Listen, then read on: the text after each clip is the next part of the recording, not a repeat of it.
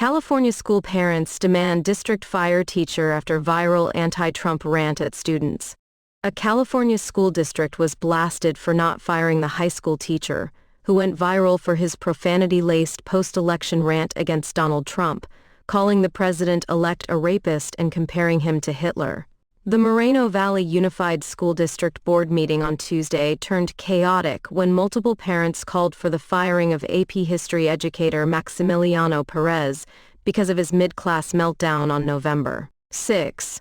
Furious parents of all backgrounds took turns during Tuesday's board meeting to call out Perez's racist remarks and the school district that has yet to fire the problematic teacher. Perez, who also called the 45th and future 47th president a rapist, draft-dodging coward, was placed on administrative leave as the school district investigated his rant. It is time that the school district stops tolerating hate speech in class. There should be zero tolerance for hate speech, one mother argued, according to videos shared online by education activist Corey DeAngelis. To say that a Hispanic man wants to be white. I'm offended. Yo soy Mexicana. I am Chicana. I am indigenous and my family voted for Trump. The teacher should be fired. You are put on notice, she said. One father called out the students who gave their support for Perez after the teacher aimed his comments towards the Hispanic population, which makes up 75% of the school district's student population. What Mr. Perez just did is make the most racist comment, to tell them that they're fathers, that if they voted for Trump, that they only did it because they wish they were white. That is the worst of it all. Shame on him, the father said. He said things that should have never been said. He used profane language. He has a right to say those things, but not at our schools. That was just crossing the line. There needs to be some major consequences. The disturbing rant, recorded by one of the students in class and viewed over 2 million times, captured Perez calling out his students' families, saying they were the reason Trump was elected. This ST is not a F-King game, the teacher said to the classroom full of students. Can you end up with no human rights? Yes. Will it happen to you? Most likely not. Which is a good thing, but has Donald Trump quoted Hitler? Yes. Does he embody some of Hitler's ideas? Yes, Perez said in lecture-style questions to his students. The embattled teacher went on to claim Vice President Kamala Harris lost to Trump because she has a vagina and a uterus and melanin, and admitted to crying for a week when she replaced Joe Biden on the ballot in July. Donald Trump won because black men and brown men didn't show up to vote for Kamala Harris, Perez allegedly said. I know a lot of Latino men on this campus that love Donald Trump, and he has called their mothers rapists. He has called their fathers rapists, and they did vote for him. I know a lot of Latino men who wish they were white and they'd never admit it to you, he added. A lot of your fathers, a lot of your uncles, a lot of your grandfathers. God, they want to be white so bad, but they never will be. I hate that est. I hate Latino men that oppress the women in their family, their own daughters. Students backing Perez shared the positive experiences they had of the educator, with one claiming her life was saved by the teacher during a battle with mental health issues, while another asked if her teacher was going to be fired over his one rant. I believe that the way he approached it was a little unprofessional, student Azel Moreno said before the board meeting, according to the LA Times. I believe that he had good faith, but is he going to be fired for one incident when he's done so many good things throughout his time as a teacher?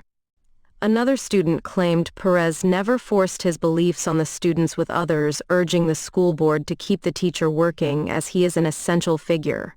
He is an essential figure for many students here, not just as an educator, but as a mentor, a supporter and a guide through some of the most challenging moments of our lives, student Damian Aon said. Trump says he will nominate Fox News host Pete Hegseth for defense secretary. U.S. President-elect Donald Trump said on Tuesday he has picked Fox News Channel host Pete Hegseth to be Secretary of Defense, tapping an outsider who has railed against diversity in the military. Pete is tough, smart, and a true believer in America first, Trump said in a statement. With Pete at the helm, America's enemies are on notice. Our military will be great again, and America will never back down. Hegseth is an Army National Guard veteran and, according to his website, served in Afghanistan, Iraq, and Guantanamo Bay, Cuba. Hegseth has said he left the army in 2021 after being deemed an extremist by an army that didn't want him anymore. The feeling was mutual. I didn't want this army anymore either, Hegseth said in his book, The War on Warriors, Behind the Betrayal of the Men Who Keep Us Free. There is already anxiety in the Pentagon that Trump aims to root out military officers and career civil servants he perceives to be disloyal. Culture war issues could be one trigger for firings.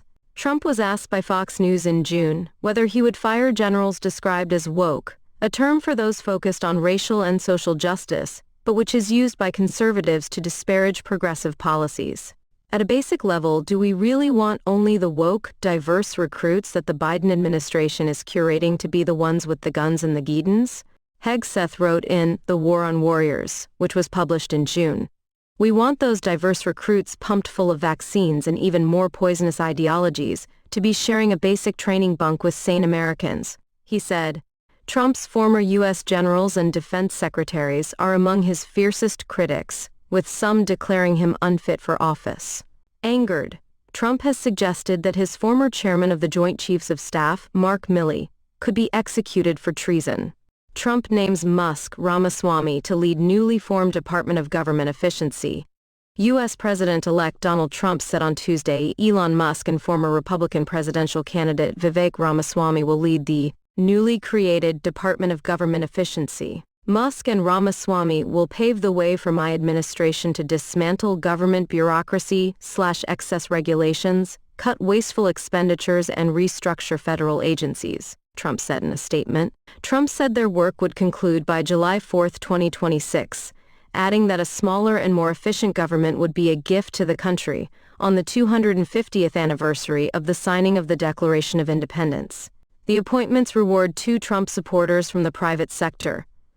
Musk leads electric car company Tesla, TSLAO, opens new tab social media platform X and rocket company SpaceX, while Ramaswamy is the founder of a pharmaceutical company, who ran for the Republican presidential nomination against Trump and then threw his support behind the former president after dropping out. Musk gave millions of dollars to support Trump's presidential campaign and made public appearances with him. Trump had said he would offer Musk, the world's richest person, a role in his administration promoting government efficiency.